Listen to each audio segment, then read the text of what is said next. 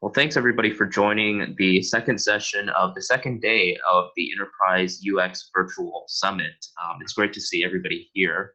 And today we've got Mark Figueiredo, who is actually an Associate Vice President of Design at T. Rowe Price, which is a large financial institution. And today he's going to be sharing his story of how they created a sustainable and repeatable design process in the enterprise. It's a very interesting, very sort of intricate case study that has been a couple of years in the making. So we're very excited to have him kind of present his insights and lessons learned.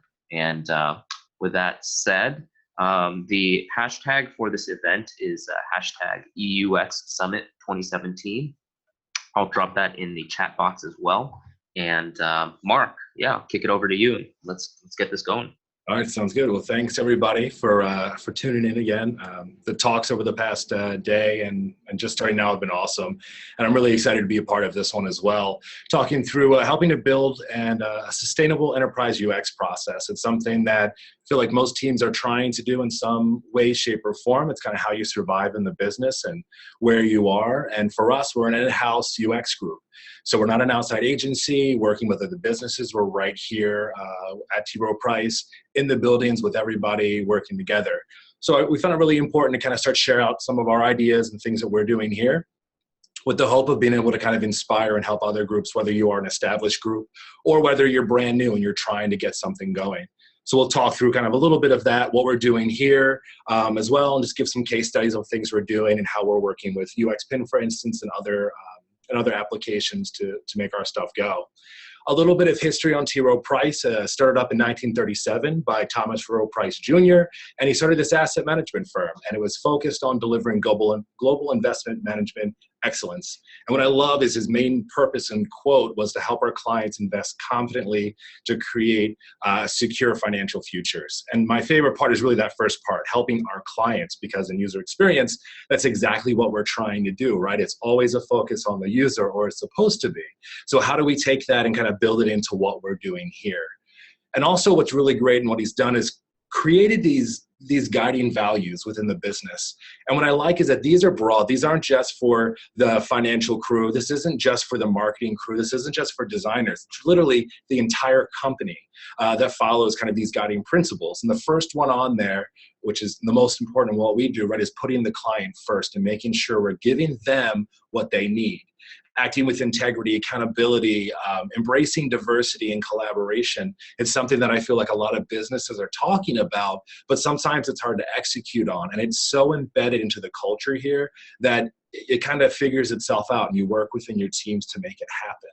So what we're going to talk through a little bit to start is kind of T. Rowe Price and our in-house UX team. Little bit of a history about how it got started and what we're doing, talk about some of the team members, and then kind of the pros and cons of being an in-house group. Something, again, that hopefully can relate to a lot of people who are listening or a part of corporations or small groups, and learning how to kind of work through what that means. So our UX team started 2012, as I feel like a lot probably do with UX groups, unless it's embedded in the business, organically. Two people specifically saying, you know what, we need to really start thinking about what we're doing. We can't just keep producing without any thought. And so they kind of brought this group out of that. And then now in 2017, with over 10 designers and other participants that are part of our group, we've got senior UX designers, we have UX and UI designers on the team. We've got front end, this UI unicorn, where it's a new role that we're really trying to introduce to create better collaboration with our developers and also kind of push our process forward. We've got content strategist on the team, which is awesome, and we'll talk about that in the future because it's a really fun role to have, especially in a design working with copy, as well as our lead managers kind of pushing things forward with the group as we continue along. Now, within the business, there's 5 main groups that we work with and kind of service. It's the individual investor group and also the users that are a part of that. We've got financial advisors, financial intermediaries that we're working with, global investment services, and retirement plan services. So a lot of different users, a lot of different personas that we're building and working with. And it's why really having a really good UX process and something that can continue to flex and be sustainable is really important within our business.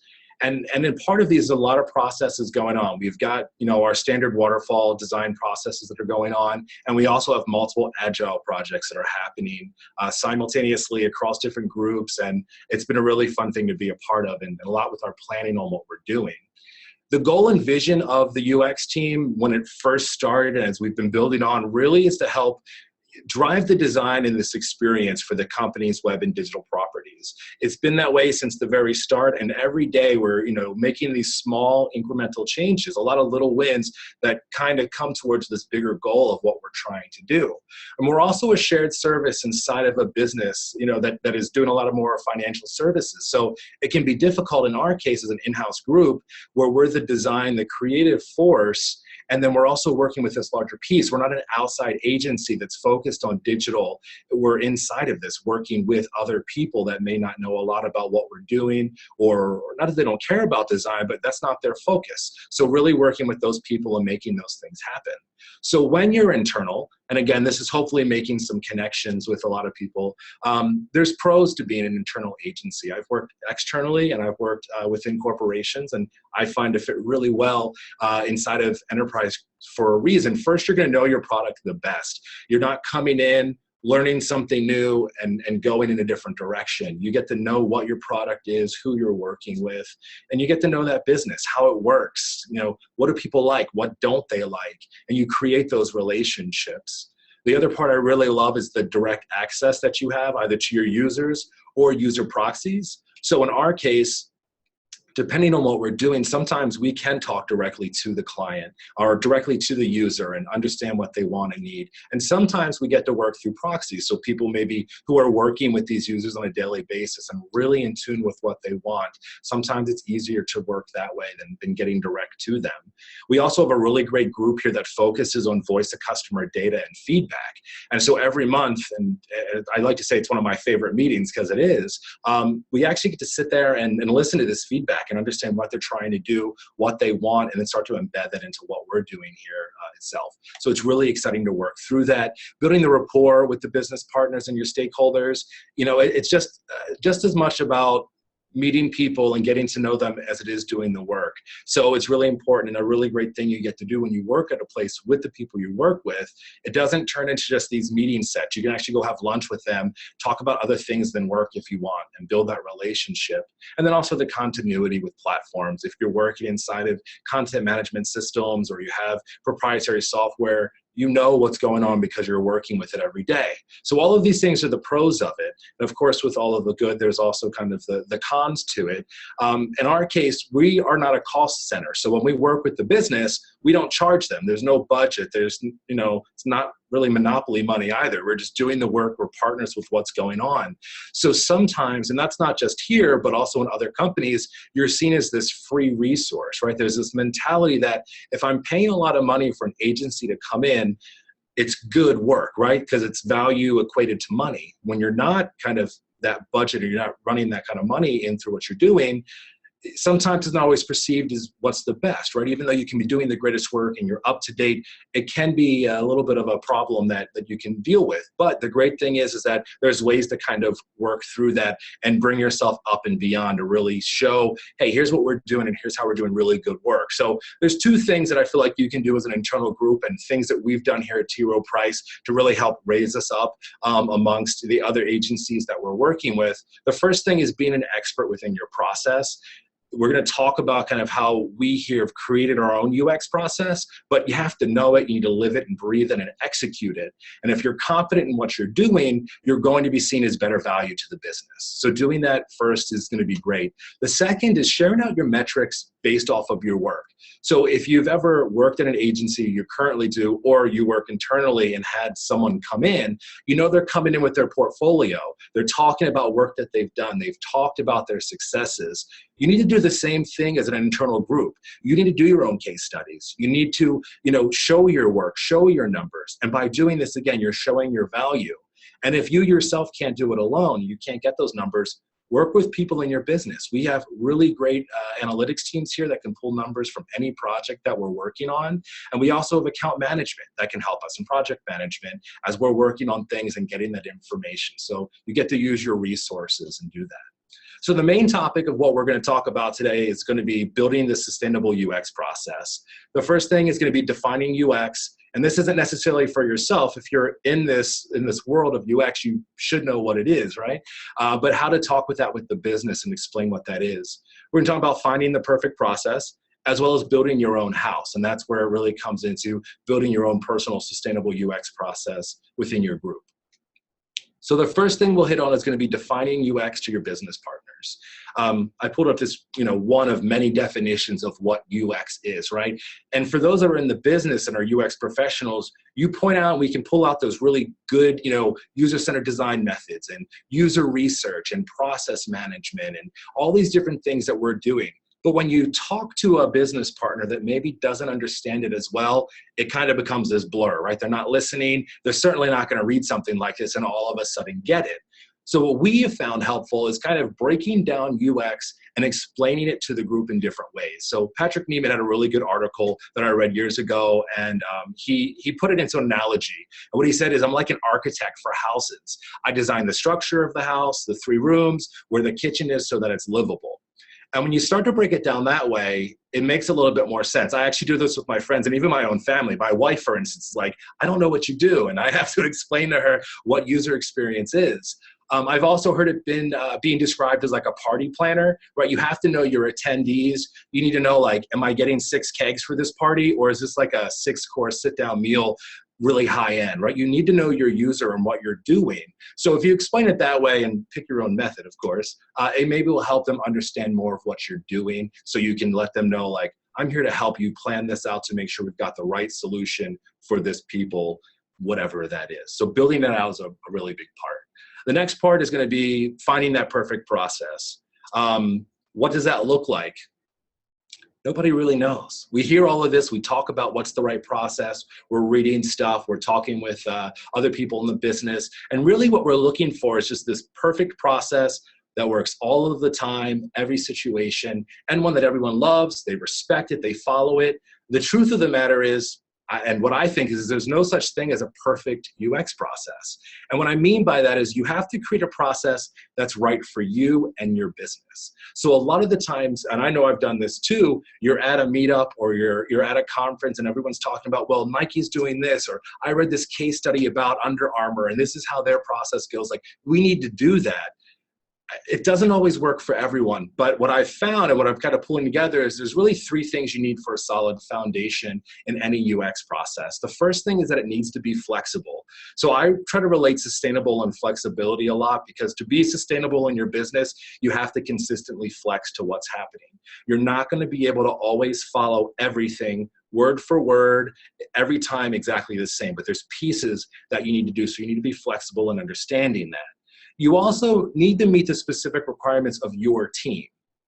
So Nike, Under Armour, Huge, all these businesses that exist out there, they're doing what's right for them, for their clients, for the people they're working with. So you need to make sure, first and foremost, you're doing the right thing for you and your group. And we're going to talk about ways to kind of bring that up and make that happen. And also the third and final thing is that your entire team needs to agree on the process that you're building. If you've got 1 or 2 people who are the early adopters really trying to push things, that's great. But if the rest of your team is like, no, I'm not doing that, you have a big problem, because now you're creating inconsistencies in your process, and you might not see it or you might be aware, but when your business partners start to see that or your clients start to see the inconsistencies, that's where everything falls apart. You're no longer seen as a value because it doesn't look like you have your stuff together. So really important to kind of build those things. And we're going to start talking a little bit more about building our house. This is kind of the T-Row way that we've pulled things together. But again, hopefully this can kind of scale to any kind of business that you're doing. So the first thing in planning that we did here, and I feel every group can do, is understand the goals of your team. And this kind of goes back to what I was just saying about making sure this is right for you. So we identified 3 main things that we wanted to focus on. We got into a room together. We talked out kind of what we wanted to do. And these are the 3 things that we came to terms with. First, easy to understand and repeatable. That's a great thing about anything that's sustainable too, right? You can continue to use it. And we wanted to make it easy to use and make sure that it was repeatable and make sure we could do it over and over again and do it well. We also wanted to identify key items that we wanted to use throughout our process. So we made sure that we did that and built those in, which we'll talk about. And also we wanted to educate the business partners. It's a big part of what we're doing for those people who don't understand what UX is or how it works or how it can benefit them. We wanted to make sure we built something that we could go ahead and take around and talk about and share. The next thing in planning is understanding your environment. So it's kind of building on that same idea of what's right for me and my business. So for us, we had to understand where we lived. We live in a large enterprise, right? We're a shared service, which within this huge financial service and industry. How are we going to work in that? So that was the first thing, identifying that so we knew where we were. We also understand there was a lot of silos. As you saw, we have 5 different business units, and those are top level ones that we're working with. It doesn't count for everything below. So understanding that and knowing that we're going to have to work through that was really important. And then also we understood we're in a really big MBA focused business. Everyone is either, for the most part, in finance, marketing, business. And here we are as an internal agency within this doing UX and design work. So understanding that we sometimes need to learn how to speak their language the same way we expect them to start to understand ours. So that was a really big thing to say. We might need to change our approach. And by doing that, we started kind of this whole path of what we wanted to do here. One of the big things you can do to really also take this even further is identify major players in your business and the business units and put time on their calendar. Here at T-Row, we're really lucky. People are very open to learning more and meeting with you and kind of sharing. So what we did is we started conducting stakeholder interviews to learn more about their business. And this is something that we're continuously doing. We want to understand, what are your goals? What is your vision? What direction are you taking with your marketing? And by understanding that, we can provide better solutions for them and work with them a lot better. So that's external. Internally within your group, use shared knowledge. This could be past experiences. This could be the current relationships that you're nurturing. Understanding how familiar people are with user experience design as a whole. I've been here at T-Row for almost 2 years now, and I've learned what I've learned in that amount of time about people. There's people on this team and groups and members that have been here for 5, 10. We have some people who've been here for over 20 years working within this space that know so much about it. So you can share that knowledge with yourselves and with each other, and then again, you're getting extra on top of that. You get the understanding from the business, but then you get a little bit deeper when you start sharing your own knowledge of what's happening. So we'll go ahead and move into a little bit more of the basics, and this is kind of any UX process. If you're already working within this space and you have an established team, or even just learning with it, these are kind of the basics of any UX process that exists. So this isn't really new, but what I want to do is kind of share out what we did to kind of build on top of this. So the main areas and phases that we go through here at T-Row are our discovery and scoping phase. We've got information architecture, which we work through. We're connecting design and content more. We're going to touch on that in just a few minutes. Working through prototyping, usability testing, and then, of course, the good old handoff and working with development. And that relationship can kind of spread across the large areas. And again, we'll hit on that as we come up.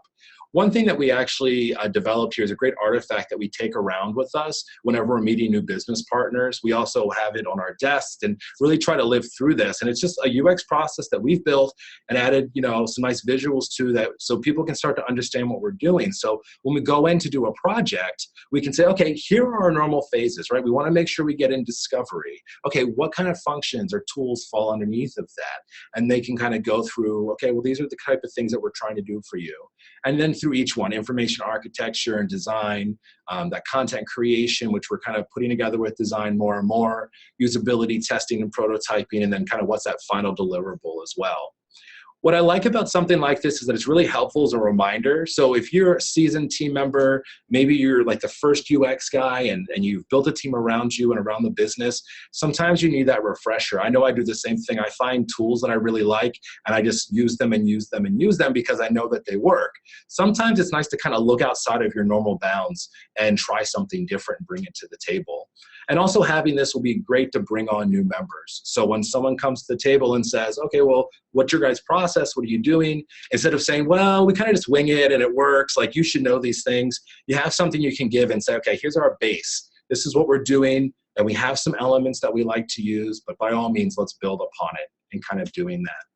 Another really important piece that we're learning more and more about is inclusion of other groups into your process.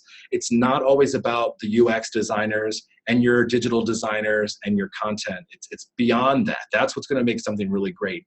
You got to work with your developers, right? There's a lot of value that comes from people who are developers working inside of the same kind of space. First of all, they know what kind of technology is already being used. They know if things have already been developed. If there's, again, if there's modules and a CMS, they should know what's there. There's a library. They can help you out there. And also, we can't forget that just because they're developers doesn't mean that they're not creatives, right? We all have ideas. So it's really great to bring them in as well to be a part of what you're doing. Your stakeholders, you don't want to hide everything behind the curtain. Sometimes you want to show them what you're doing too to help build that value and, again, get that extra information and insight. And then legal is always the fun one, right? No one loves to include them, but they are a part of this process. They can really help you really understand kind of if there are any limitations. In our case, we talk a lot about, are there any new compliance rules or fiduciary responsibilities that we need to be aware of before we're moving forward with what we're doing? And they really become a part of what you're doing. They're not there day to day, but they're definitely included. So we'll break down a little bit more into each of these. We'll talk about some of the tools that we're using here, maybe introduce you to some new things that we're doing as well. And again, a lot of these things already exist inside of a lot of people's process. So this, again, isn't a lot of new information, but what we really like to focus on here, doing competitor analysis, really important. Just understanding what's going on around you is key. Stakeholder interviews, building out personas. We also do a lot of journey maps and user stories, especially as we're building out things in the Agile spaces. But do-go mapping is something that I want to hit on too, that a lot of people might not be aware of, but a tool that we found really useful here in what we're doing. First, we'll hit on user journeys. Again, if this isn't something that you're doing, it really should be. It just really helps kind of build on the things you're already doing. You have personas, great. How are they going to be interacting with your tool or your product? Where are they coming from and what are they doing and thinking, and what opportunities exist that you can help further for them. It's just an extra nice piece to bring around too as you're doing it. The do-go mapping is something that I wanted to hit on because it is something that I wasn't even aware of. One of the UX designers on our team, Will Sikora, he actually brought this to the table. It might have been before I got here, a little bit like right around the time, and it was like, hey, I found this really cool thing to use. We should try it out. And if you want to learn more about it, UXPA magazine has a really good article that takes you like step by step through it. I just have the link in the bottom there that you can note and check it out. But really what it does is it's a really cool lightweight tool. And it gives you this high-level understanding of the information architecture. So this is technically put inside of our discovery phase, but again, we got to be flexible. Sometimes it just needs to kind of bridge the gap between the two. But what I like that it does, it basically blends together like a sitemap and a flow chart and helps you visualize how it's going to all work together. So in the top right of the screen, it's just basically based off of these node cards, right? And you kind of, okay, what page is this, for instance? And then you go in and put in some extra input fields. And then you've got these directions. It's called a do-go because it's kind of self-explanatory. What am I doing on this page? What actions can I take? And then go. What are the neighboring nodes? What's my next step in kind of this process? And this is just a real brief example of what we've done when we've executed one of these. We'll also put together this really cool kind of template for us to use. So we can print them off at rapid pace, but you can also do this with note cards and things like that. But you're just really starting to build out like, what is this page? What are our goals? What are we doing? Next to that node card is actually one of our page tables, which I'll hit on, which again, it just helps organize your page a lot more. And then what you'll do in the bottom picture is you put them up on a wall or a board, and you start connecting these. And I would say put them on a whiteboard if you're going to marker and connect them versus a wall. But it's just the whole idea of kind of bringing it all together and visualizing how this is going to work. So maybe something new to add to your arsenal if you haven't already, or just check it out. The project manager in me also likes to understand how long these things take. So it's also important for your team just to kind of think through those things so that when you're putting together a key date schedule after you've introduced this to a team and you want to talk about these extra pieces, you can say, okay, well, I'm going to need, about a day to do some competitor analysis, or, what, we really want to build out some really nice user stories. I need about 2 or 3 days. And you can kind of build that out so your discovery phase has time to it, right? You understand what's going on. Now, these times are how we've kind of orchestrated it here. And again, they need to be flexible because it's a really huge project. 1 day for competitor analysis or 2 or 3 days for Dugo mapping might be too little. So you have to kind of understand, try it, and refine it. Now, content strategy, we're really lucky here at T. Rowe Price. We have an in-house copywriting team. They work on everything from print to digital, and also on top of that, within our group, we have a dedicated content strategist. So Julie Stromberg, who's on our team, has been like heading this up. She's been talking about it, and she's doing such an awesome job. And it's a really great way to connect design and content together. And if you're not familiar with content strategy, there is a really great quote here. I'm just going to read it word for word because it's short but very powerful, right? So content strategy is planning for the creation, aggregation, delivery, and useful governance of useful, usable, and appropriate content and an experience. And I put the emphasis on useful, usable, and appropriate because even in design, right, we're trying to do the same exact thing, but we can't just design in this bubble. We need to also incorporate content and what that means for us. So if we're trying to connect the two, it's kind of like content strategist and UX designer are the upfront part of this, right? We're working on that discovery and what it's going to be or what we think and setting that up.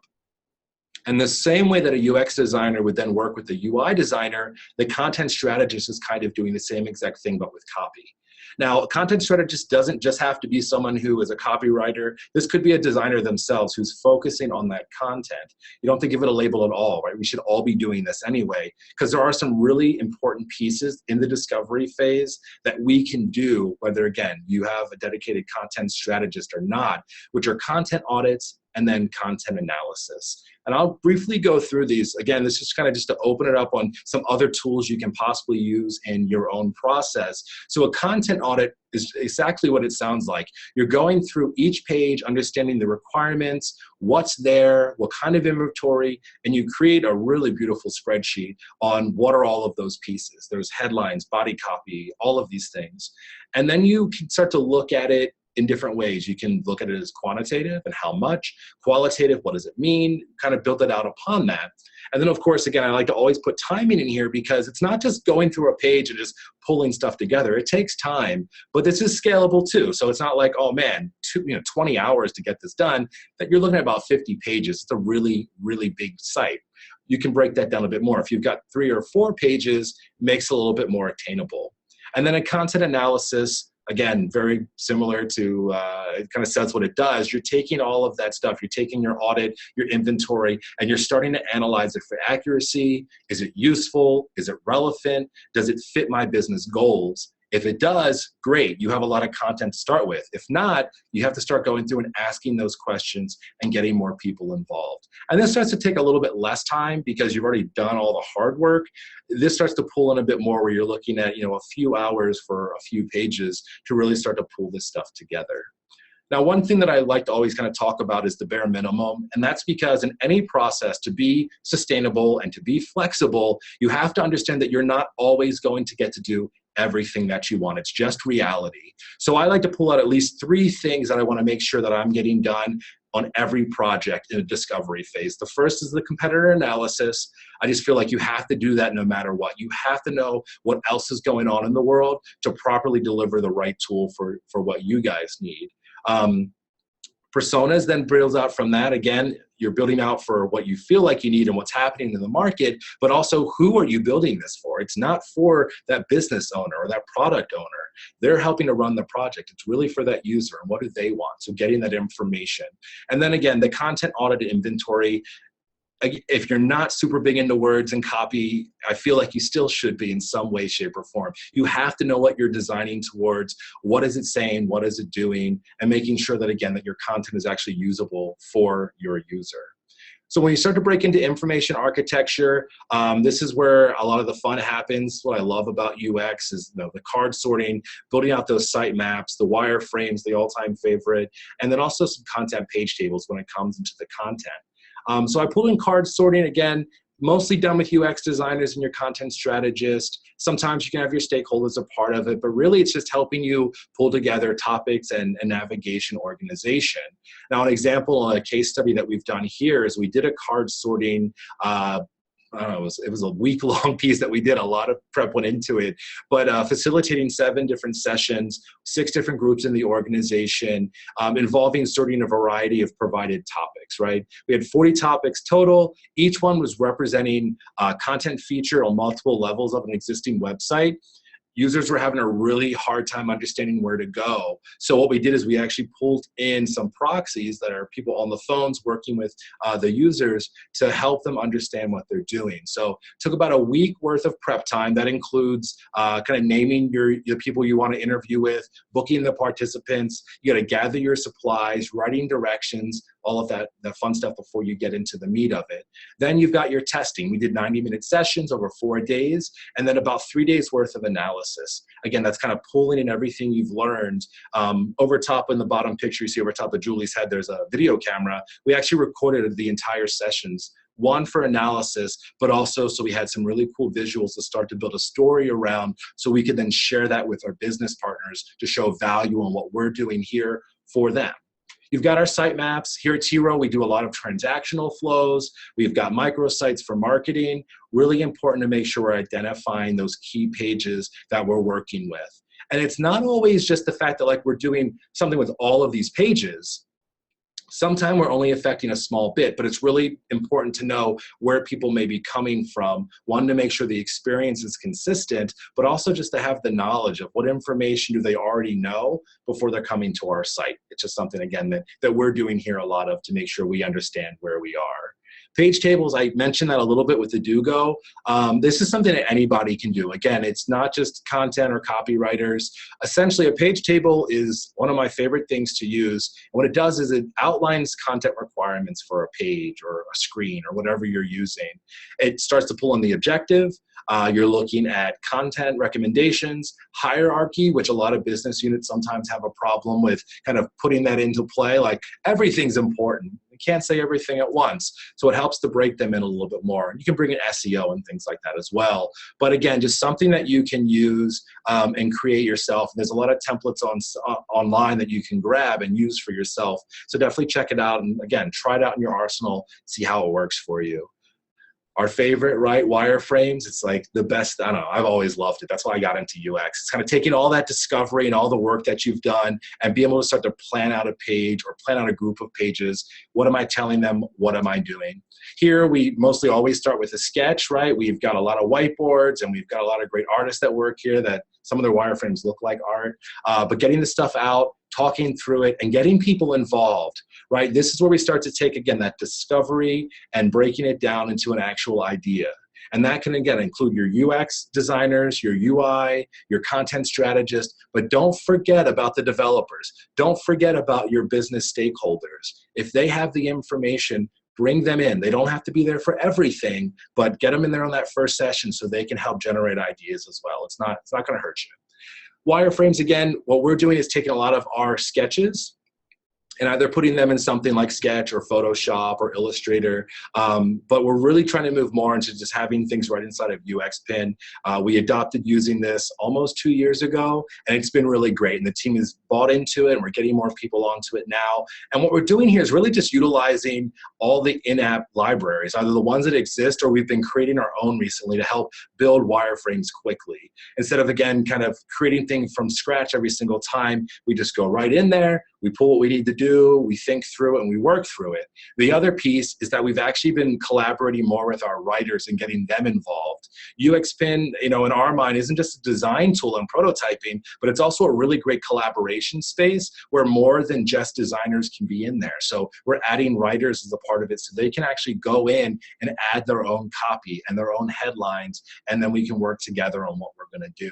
One of the big points I always like to talk about with wireframes is I'm a firm believer that they should always be presented to your stakeholder. Before you get so deep into the design, really important that you're kind of showing them your ideas. They can be super lo-fi, they could be the sketches on the wall, but get them in front of your business partner and your client to make sure you're on the right page. Also check with those user journeys and the user stories you're putting together to make sure you're doing the right thing. Helps validate a lot of your work and get a clear vision of what's going on. If you want, add that extra layer of interactivity. It doesn't have to be anything crazy with nutty, functionality like a live page. You can do something as simple as just hot links to other pages. Just checking to make sure your flow is correct. Is kind of the user path right? Are you on point? It does a lot of great stuff, and it can uncover some issues too. If you've missed a step in your journey or your transactional flow, something's missing, you can identify it early in wireframes versus moving into development and then finding out later. Now, designing copy, again, I've been kind of talking a lot about the collaboration over this time because it's really an important part of what we're doing here. So our past process basically happened in two different work streams. We had designers designing without any kind of real context of what was going in, and then our writers were developing content without knowing the environment it was going to be in. They knew kind of the topic, but what was that going to look like in flow?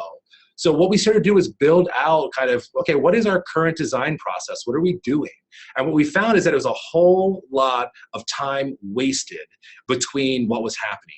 Designers were creating the wireframes, writers were writing the Word docs. They'd email the design of the Word doc. We'd copy and paste it in. We'd send it back. They'd write comments and PDFs. We'd have to extract those, put them back in, create. It just becomes a headache, right? It's a lot to deal with. So we started breaking that down more and understanding how can we utilize something like UXPin to help us out with this process. So now the designers are creating designs in UXPin, and we're leaving content blocks for where we feel like that's going to go, knowing it's going to change. The writers then can create that content and flow it right into the design themselves without having to worry about design elements or anything else. Just pop some stuff in there, and then we're going to go through and we'll refine it as we're refining the wireframe. And it's just great because we're having collaborative conversation. They're doing their work to the best of their ability, and it kind of eliminates the designer error of maybe I don't know how to spell so great, and you're making stuff up. They can kind of do it, and they become more of part of the process. So what we found while doing this is we needed to kind of document what we were doing so people knew. So last summer I was like, you know what, we really need a process document to let people know what's going on. And we also wanted to break this out to a lot of our stakeholders and other business partners to say, this is what we're doing. So it's exactly what I did. I created a document that talked through everyone's role. If you're a writer, this is how you use UXPin. If you're a project manager, here's your role and how we're going to do things. If you're a stakeholder, here's how you're going to come and interact with us from now on. And it just gave a step-by-step of exactly what was going to happen. So for us, this made sense for our process and what we were going to do. For you, if you need to build something out yourself, just think through your process and how you guys want to work.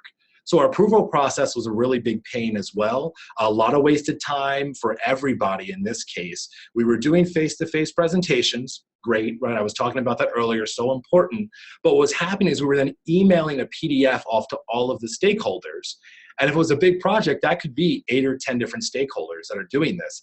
Each of them marking up PDFs themselves, emailing each of those back to the project manager, them taking 10 different PDFs and consolidating that feedback, and then sending it off to the groups to do their work.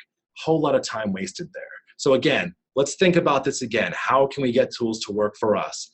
First, again, face-to-face presentation, absolutely got to happen, and really great opportunity to introduce comment mode and demo it for the business partner in UXPin. From there, we have a whole process. Again, here we have some things we have to work through with time management and stuff like that. So we're sending it to the PM. They're going to send it off to the stakeholders. They're going to collaboratively comment and have comments on the page to make sure we're hitting all the right points. Then we're going in, and the project manager is actually assigning the task to the right person. So no more like guessing who is going to take care of it. Then each of us, designers, go in and update the design elements. Writers update the content. We work together, and all of a sudden we're in a really great spot, and we can resend out that share link or represent depending on how big the changes were. And again, just to build on the face-to-face presentation, it's doing all of those things, building rapport. You get really great interaction, and a really great point too to talk about any testing that you've done. You may not have had that opportunity yet. Answer questions, and again, answer and educate your stakeholders on your new review process of what you're doing. Now, prototyping is a really big part too in UXPin, and a lot of what we do here. We as designers have great ideas, but they're not always so great about kind of vocalizing what that means. So sometimes showing is going to be even better. And we do a lot of that. So we are showing, tangible examples of things we want to do. functionality and showing how that's going to work, and then also recreating environments that we're working through. So this is just an example of something that we've done actually. It's a proof of concept for some new buttons that we were working on. And this can be reviewed by the creative director or whoever's kind of running things, saying, okay, you know what, like this makes sense. You could show this in a PDF, or you could show this on, in Photoshop, but it doesn't really show you that functionality if you're doing fades and color transitions. This is a really great way for us to start moving through that. We talk about showing functionality. Again, I could show this in a screen-by-screen basis of what our mobile menus look like or how they function. But if I can send this off to a developer and they can actually play with it and understand what I'm looking for, communication's a lot easier, and it can all happen right inside of there.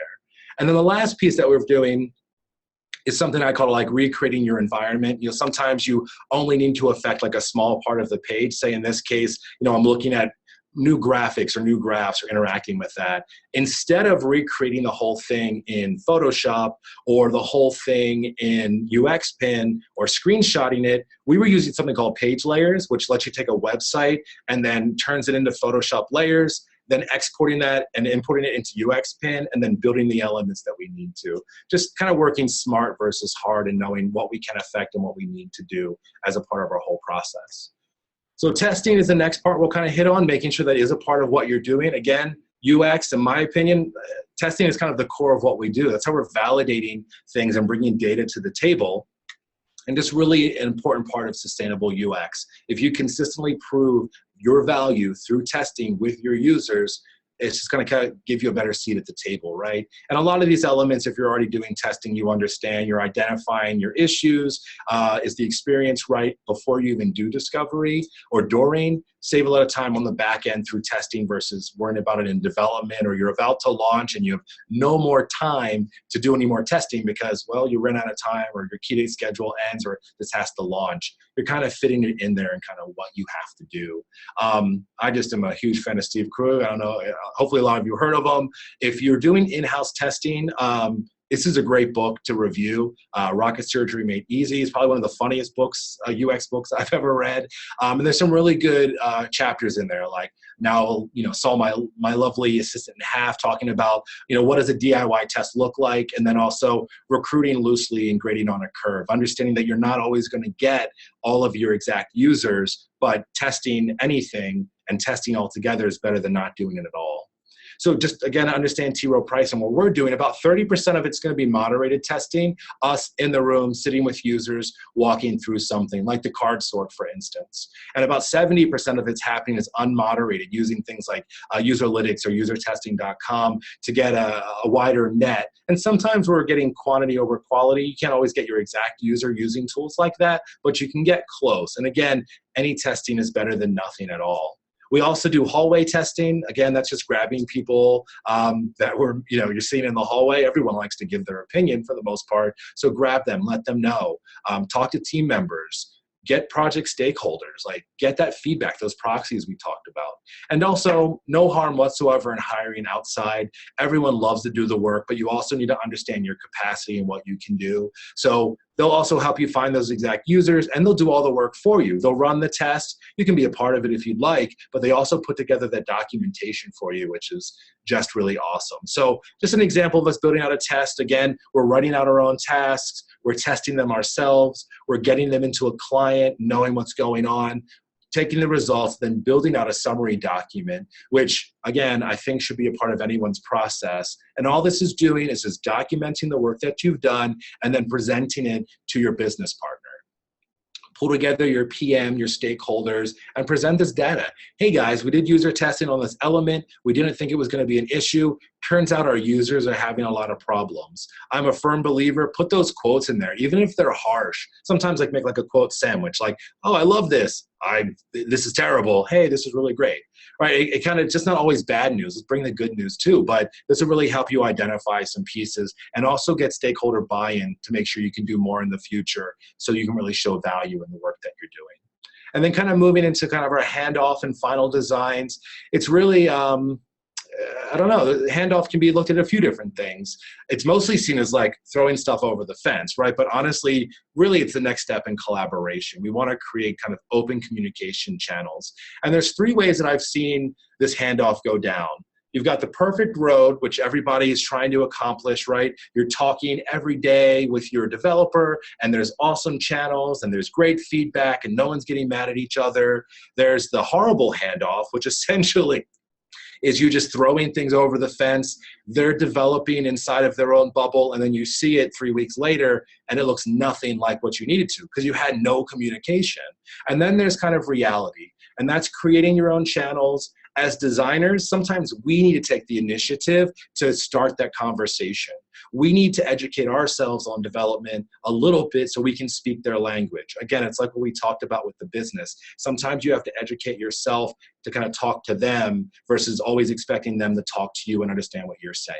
So really opening yourself up.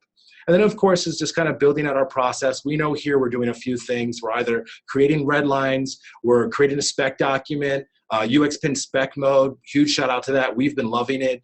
We've been introducing it to our developers, and they're having a lot of fun with it too. Providing design assets. These are things that we're responsible for doing. So making sure that we know these things, really important, and for your process too. Copy, getting those final copy docs together, SEO, and then developer, identifying who it's going to be, how they like to communicate. Again, you doing that extra work to make sure that you can communicate and get things run through. Again, if you're not familiar with UX spec mode, it's again, one of my favorite pieces of this. Now you can send something to your developer, they can open it up in spec mode, and they can see your style sheets, they can see your colors, they can see sizing, they can see everything. What I also like is that it keeps the designers honest. We're not perfect. We like to think we are, but we're not always perfect. So if I have a funky color in there that's not supposed to be there and I'm just sending it and then I'm mad when the developer puts it in, now I can look at my colors and my style sheets and say, oh wait, I made a mistake. Let me go ahead and fix that. And it's also just a great opportunity to open up with your developers and create another channel of communication, start speaking their language. You don't know how to write CSS? Well, this will start it for you with what you're doing. So it's just awesome, and I really do enjoy it. And then the dev build, you know, this is kind of after you've done all of your work and it's in their hands and you're working with them, what does that look like? For us, we're doing a lot of QA and internal review. We're taking looks through it. If a prototype or design has been supplied, this is a great opportunity for comparison. If you don't know that your developer is actually looking at what you're doing in the time you put into a spec doc, it's time to start that conversation, get things going. UAT, just making sure that you've identified your roles, everybody knows what they're doing, so you're not going in blind and doubling over work. You're launching it, and then your post-analysis, right? This is your quick fixes, this is your validation to everything you've been doing, and the ever-lovable day 2 updates, which we all know happen all the time, right? So it's kind of going through those and identifying those. A really big thing we do is postmortems. I think they're trying to change that name because it sounds terrible, but we're really pulling people together and understanding, how did this work? How did we do as a group? If we're gonna work again together, we need to make this better. So did the phases go okay? Did my new UXPin process make sense to you? No? Well, how can I make it better? So all time for you to get that feedback and change things if you need to. So kind of pulling things together here, what have we learned over the past few years as we've been putting this together? You got to keep doing it. That's the biggest message more than anything. We started pulling this together in 2016. We started to identify things right away. 2016, we introduced UXPin to our already current workflow and our process. Then about mid-year, we realized, okay, the stakeholder, we need to create a process for them to understand. And then we need to solicit and get feedback. Is this working for them or not? Also really important to have the right people involved. In our case, it was really crucial to have one lead person kind of take take the fire and run with it. Because if you have too many people trying to decide, it becomes a big problem. It's important to have that one person to talk to and kind of bring all of the feedback together, but you need to have a go-to person. And that go-to person also has to be the one to start to share this out, right? Champion this with the business. Everyone should be doing their part individually, but you really need someone to be taking that and really running with it. And like any product, you have to test it. It's impossible to introduce something like this mid-project. So spend some time, put it together, but you have to execute. Don't wait for that perfect process because it won't come out yet. You have to identify test projects, run through it, play it out, take notes. Real quick, I'll just go through this to say, here's an example. We had a project, just a splash page, nothing crazy, information, some links, but it was a short timeline and I knew I could introduce this here. One, all the members were already informed on what I was trying to do with UXPin and build a process. When I met with the project managers and stakeholders, I talked each of them through what we were going to do. And then when I kicked it off, I introduced the process to the stakeholders and how they were going to interact with what we were doing.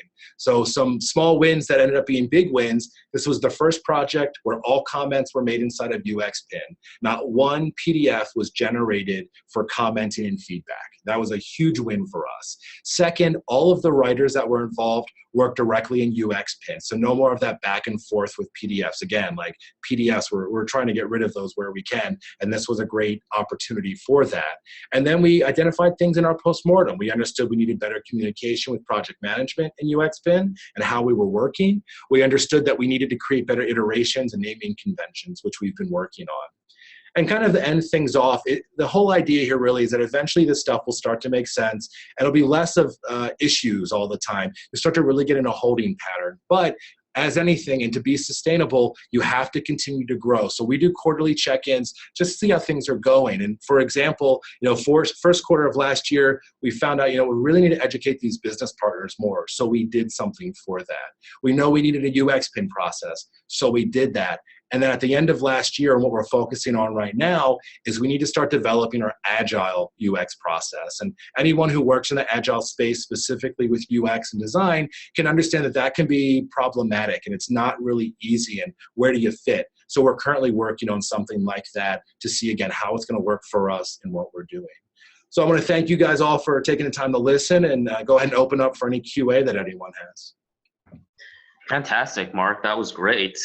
Yeah, a lot of detail and insights into just the journey in the process. We've got a lot of questions here from folks. Let's see here. I'm going to go ahead and just launch this 2-question poll here real quickly. This, again, like I mentioned in the beginning, it just makes sure that the stuff that we produce is in line with the challenges that people face. And let's dive right into the questions. We've got a lot to get through. So I guess the first question has been around sort of measuring the success of the UX process, right? What sorts of KPIs or metrics have you used at T. Rowe Price to measure the success of let's say a UX process? Sure. So a lot of it's going to be based around the key date schedule that we're working together with project management to execute on. So if, again, kind of going back to the screen where we talked about timing, if we're telling them that we're able to execute this project through each of these phases in a certain amount of time, the fact that we're able to execute, we've timed ourselves out right, and we hit all of those mile markers on the way. That's one way that we're doing it. So it's not always going to be great. There's definitely failures in that, especially when you first get started. So if I'm telling you that I need discovery to happen in a week, and I actually take 2 weeks for it, well, that's going to cause a lot of a problem depending on your project. In the Agile space, again, we're still trying to figure out the right way to say whether or not we're doing a great job or not. And again, a lot of that is just getting feedback. So when we're done with the project, that postmortem, we're sending out a real quick user survey or team survey. That's going to be a big part. So we can go ahead and track and say, okay, this project, we got a lot of kind of negative feedback and people weren't happy with it. And then we go back again for another iteration and, okay, well, things got a little bit better. So for us, it's going to be using elements like that to kind of track ourselves versus actual numbers. I mean, we can see success in how well the team is doing if we're executing a yearly project, like an annual report page, for instance. How many users did we get through the door? How do we get them there? Did they get the information that they're looking for? Using more of those kind of things for page success and job success. But for the process, it's really all about the feedback and also making sure we're hitting milestones. Right. Yeah, I think just to kind of summarize what you said, it sounds like what you guys are doing is a combination of getting qualitative feedback, both about the process that you guys went through and seeing if, if there was any qualitative improvements. And then also you could measure it on paper by just seeing how much faster, for instance, your iterations or your sprints were. And then, of course, you could also look at the product as kind of a reflection of your process, where you look at what is the product, what were certain success metrics for the product, whether that's like NPS score or whatever business metrics you're looking at before and after the process. So yeah, that makes a lot of sense. And there's a couple questions around the role of research on your team. So does Tiro have dedicated UX researchers, or is that something that the designers themselves have to take on, or is kind of farmed out to an agency outside? Sure. So a lot of the research, so on the UX team ourselves, we'll do the research that we can. A lot of the times it's working. We actually have research groups here. So a lot of the VOC teams that we're working with and other analysts within the business are providing a lot of that. A lot of the times the marketing crew is getting a lot of that research up front, or they're doing surveys and bringing it back to us. And then we'll go ahead and handle what we can within, our skill set of what we're doing. So a lot of us are doing, again, a lot of the research we talked about in discovery or talking into those interviews. That's kind of the max of where we're doing it. But a whole lot of it, though, is happening internally. Some of it externally. We've done a lot of projects, too, where we'll send it out to a research group and just get just a ton of data on whatever we're trying to accomplish, especially large projects. And again, just use that data as we have it and continue to use it. Right. And another related question on user research. You mentioned this term of having user proxies, right? When you can't get access to end users. Yeah. Could you speak a little bit more on how those proxies kind of play a role in the process, and how you try to still navigate around some of those inherent biases of them still not being the end user, right? It's kind of still a little bit of a workaround. Well, it is, and that's kind of how we've had to approach it. With some of the clients, especially in a financial institution, there's a lot of time. Security is a huge deal. Making sure you're abiding by who you can and can't talk to, what you can and can't see. So a lot of the time, we can't go into individuals' accounts. It's going against all kind of securities. So a lot of the times, if we're working with people that are on the phones, for instance, they're not pulling up any kind of specific data. There's no specific names or anything like that, or numbers, but it's more along the lines of, people are calling and saying, hey, I can't find this part of the site. I want to convert my 401k or something with an IRA or anything like that. And they're having a hard time going online and getting that, or they need a form or something like that, and they just can't find it.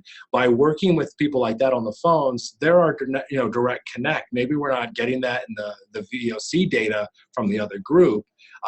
So for that specific group, if we're dealing with that part of the site and we can't talk directly to the people calling in, we're going to use them. And to your point, I made a point about it too. It's not always going to be the most finest quality of a user, but the bottom line is really that we're getting some kind of information from a credible source. We're not just looking online for other people's stories or on forums for financial sites. I don't know if those exist, but we're not just looking for whatever. We're talking to people who work directly with the T. Rowe Price customer on a daily basis. If we're working with other groups, financial advisors, for instance, is one. There's a lot of advisors. They're super busy people. We can't always talk directly to them. However, we can talk internally with the group that works with those advisors one-on-one on a daily, hourly basis on large projects, again, to understand where are the hiccups, what do they need more of.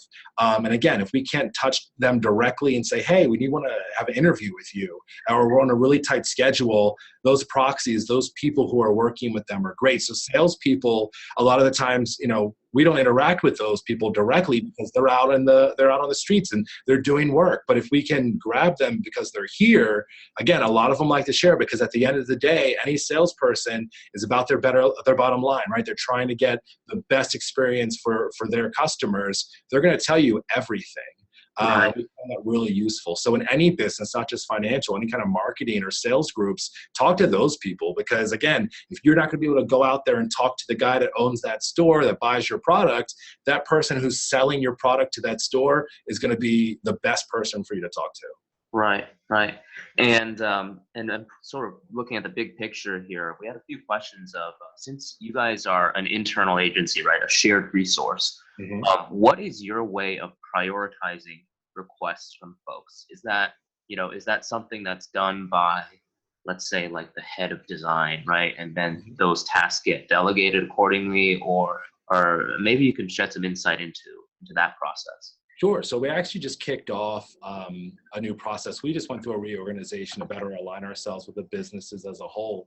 So what we started doing is a daily stand-up with ourselves and the account and project management teams. And they bring any kind of new products up to the table. We talk about, okay, what are the needs? Do we need more? Is there a creative brief question? And understand kind of what's coming in. And then each of the team leads that works, in my case, with the UX team, content, digital design, production design, everyone's in the room, and we're kind of handing things off that way and making those connections.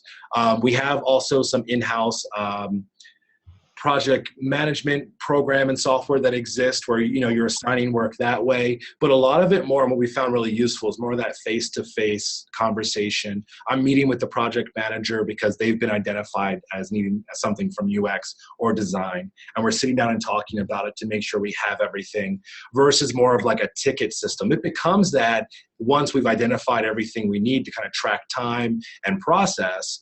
But really, the most important thing that we're doing are just stand-ups and face-to-face with actual project managers and account managers to make sure we're getting them what they need. Right, right.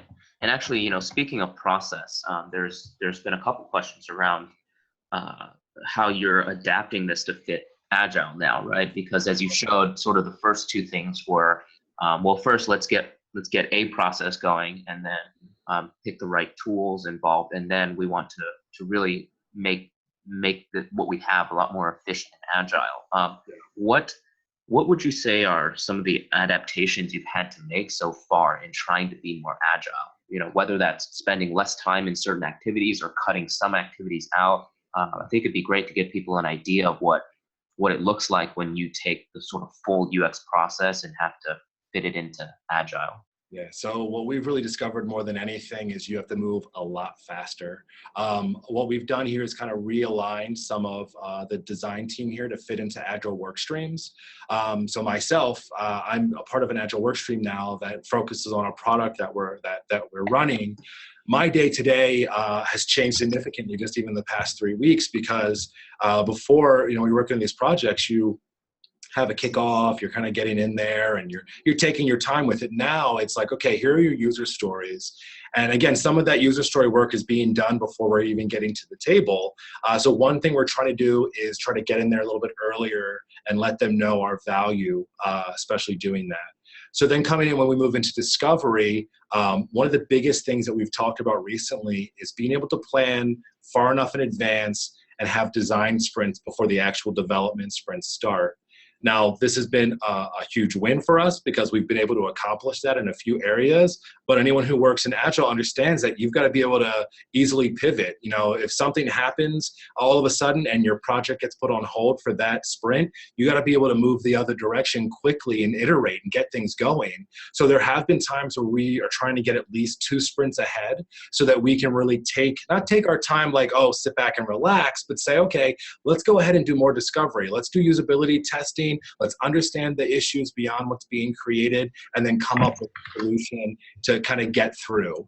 One of the things we also started doing was a lot less branding. So those high fidelity deliverables, we're not doing those as much anymore. What we are doing instead is we've created brand style guidelines for that segment and for those, and we're just creating basically rapid prototypes in some cases, creating really good communication with the developers, and that's where the spec mode's been a really big help, and just literally like throwing things in there, and they know, okay, this is a headline, it needs to be this size. Okay, this is body copy or an image and what we're doing with it. We don't have to consistently dump out and like push out these hi-fis because we're trying to, again, move to the next thing and get that through and try to validate and try to kind of get all of that done up front. It's taken time. Like to develop a style guideline for an entire unit, it takes some time, but it's been so helpful now because we don't spend any time really worrying about the styling. We're really saying, okay, here's the organization, here's the general layout of what we want. You got this, you good?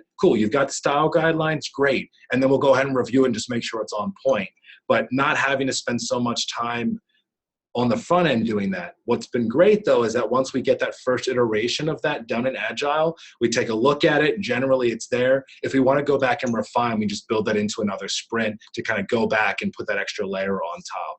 So it's really just being able to kind of break our process apart, be flexible where we need it, and jump far enough ahead to really become a really integral part of what's happening. Right, right. It sounds like the tactics you described today are kind of like all of the different tools in your toolbox that you guys have at work, right? And when you adapt to an agile process, you're basically just pulling from that toolbox and applying it, at the right time and place. You may not follow it totally sequentially, but you at least know that here's all the things that we can work with. Yeah, so we'll do stuff like if we're doing early sprints, we'll go ahead and identify those personas up front, right? And kind of instead of spending 2 or 3 days on that, we're kind of focusing just on that. And then once we have that, we can build on that as we move down the road. User stories, we're trying to do that up front, and that's a really big part to understand the whole process. So when we are kind of designing and figuring out that experience through multiple pages, that's up on the wall. The same way you have kind of everything else in the agile space, we'll go ahead and print out like a huge sitemap of all the pieces we need to touch and then start writing on that. Okay, this is this user story. We're tasking this out. This is where we're handling this. And it's kind of just all of that upfront organization that needs to happen. And again, we're still working through that. We're trying to figure out, can we really focus on design Kanban boards separate from what's being done for development? So we're testing that out currently. It's exactly the same stuff we talked about with kind of this process we've already established. Now it's just kind of reiterating it and reinventing it in a different way to see if it works for us. So it is sometimes taking things and shortening them. Again, it's just making sure you're doing the best thing for your user and not just using Agile as a way to just pump out more work in a shorter amount of time. It's just making sure we're doing the right things at the right time in the right way. And it's just very much, it's going to be different for every single team and every single sprint, but having that process up front and establishing that kind of sets up the designers for success because we know what we have to work with. We just have to figure out the right way to use it. Right, right. And there's been some really interesting questions here about, if we were to rewind and go back a couple months or even years, what would you say was sort of the most useful activities or mindsets to getting the whole organization to agree on this sort of UX process, to at least understand that these activities are valuable and the time and the due diligence is worthwhile, right? Just kind of selling the value of this. It would be great to kind of get your thoughts on that. Sure, absolutely. So, I mean, everyone has that moment, I feel like, where you realize, like, we got to get our stuff together, right? I'm trying to, for ourselves, it was starting to get feedback saying, like, okay, guys, like, I worked with this group to get this done, and it's done this way. But then I just worked with this team over here, and they did it in a completely different way. And it just didn't make any sense. So are you guys talking to each other? And we're sitting here going, yeah, like we're on the same team. So that was one thing for me when I came in. There were so many different products that the team was using. I came in, using Axure. I've been using that for years. When I came here, there was only 1 or 2 other people that understood Axure. They were using Balsamiq, they were using Illustrator, they were using Photoshop. Some of them, hand sketching, and that was what they were doing, and then moving right in. There was just so many elements. And what was happening, and what I found was that if I needed to jump on a project quickly, I couldn't do that because I didn't have the file I needed, or if someone had to grab my file, and Axure can be a bit of a beast to learn right off the bat, it became a problem. I all of a sudden was the only person that could work on it. So for us, it was identifying something that worked really well for us. And so identifying and going through there's a lot of products out there now for prototyping and designing, but we had to understand for us what that meant. And again, that was UXPin for us. That's why we've been so pumped on it for all this time. And then going from there, it was how are we talking about UX? What do we want to make sure that we're talking about? What are our team goals? We had the vision early on about that, but what are we trying to accomplish so that as a whole team, we could say, you know what, now we're focusing on providing really solid designs and solid thinking, or we're focusing on testing. Let's make sure we're really pushing that and getting that into what we're doing and then presenting it to show value.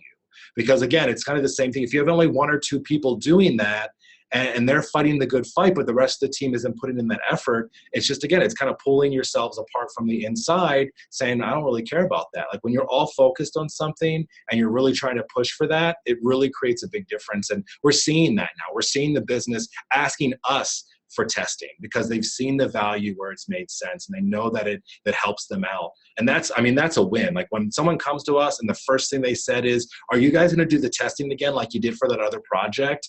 I mean, we're just like, yes, we are. And maybe we figured stuff that we could do better, right? Because they already understand the basics. So it's all those little tiny wins that you'll slowly start to see come in, but you have to be so firm on your process and agree to be able to get there first before, or else it just kind of falls apart. Right. And let me see here. So we are pushing up on the hour, but Sure. I will have one last question here, and then we will transition to our next session. But Absolutely. yeah, I think the last question we'll close this out with is, and this is on a much larger sort of organizational and structural level, is as you guys are moving towards Agile, have you found that the design team right now that you guys have is starting to sort of decentralize a little bit and maybe start to embed more like Scrum teams? So for instance, instead of having 6 designers who are part of this internal agency, those 6 designers now, maybe one person works on one side of the product, the other person works on another side of the product, and you start to see this sort of almost like an embedding, right, of designers versus the centralization. Yeah, so that is exactly what started to happen and is happening. What we identified, though, is that we started to splinter as that group, right? So we're still a group, right? We're not everyone, and you don't suddenly live on the business side. You may work with them more directly. But we started to actually see some of that happen where all of a sudden we were a group, but none of us knew what each other was doing necessarily, right? Like we were doing stand-ups and kind of talking about stuff internally, but it became, because you're just focused on what you're doing. So one of the biggest things that we've done is as a group started pulling some time together where everyone comes and we start to share and talk about what we're doing. So we do that for a few reasons. One is because we do have our overall brand guidelines that we want to make sure that we are following and kind of double checking each other. But then there's a knowledge share. If you're working on a team that's coming up with really great solutions, at that time, maybe on your project, you're not solving for that same problem, but in your next sprint, suddenly you are, or in the next project you are, you have that knowledge share, right? It's still, so you have to work extra hard because anyone who's in the agile space on agile projects knows like those are stand-ups, those are backlog, that's refinement. There's all of these things. You have to actively make time to come together to make sure that you all still have that same focus and goal and bring that knowledge back. If you don't, you kind of disband, right? And that's not great, especially if you're in an internal group and you want to be sustainable and you want to stick around. You need to flex because the business is moving that way, but you have to work extra hard to make sure that you're still sticking together. Like I relate it to like friendship, right? You're in college, you're around everyone all the time, you have the same goal, and then you leave and you all move to different states, so to say. You have to work extra hard to keep those relationships going. So it could be a use of technology. So whether you're using Slack or Symphony or any of these other ways to communicate, email, face-to-face, you have to find something that works for you, because if you don't, to your exact point, you will start to kind of fall apart and suddenly people are going, okay, well, I might not need that whole group because I just have this one guy that does everything. But you can't. You got to still be a team no matter what. So working extra hard is a really big part of what we've been doing over the past few months to make sure that that doesn't happen, because it will. I mean, it just happens when you're so focused. Right. It's just natural that it starts to fall apart like that. So you know, work extra hard to keep it there. Right. Yeah, and I think that's the last question that we'll take. And Mark and everybody else here, thank you so much for for joining and coming with such great questions. And just a heads up to everybody. So our next session, starting in a couple minutes here, is going to be a UXPin product demo. We are going to be reviewing our developer collaboration and handoff capabilities. So this is obviously, just to clarify expectations, this is going to be a product demo. So if you aren't interested in UXPin at the moment, feel free to just wait until the afternoon sessions. But if you think that UXPin might be something that could help your process, feel free to join the UXPin team at the product demo in a couple minutes. Starts at 11:45 PST. And just some housekeeping items. The sessions will be recorded, all of them, and will be emailed out to everybody next week. And here is the URL for the demo that we are starting in just a few moments at 11:45 a.m. Pacific. Mark, hey, thanks again, man. You did a great job. And everybody else, hope to see you in the afternoon sessions. Awesome. I appreciate it. Thanks. All right, take care.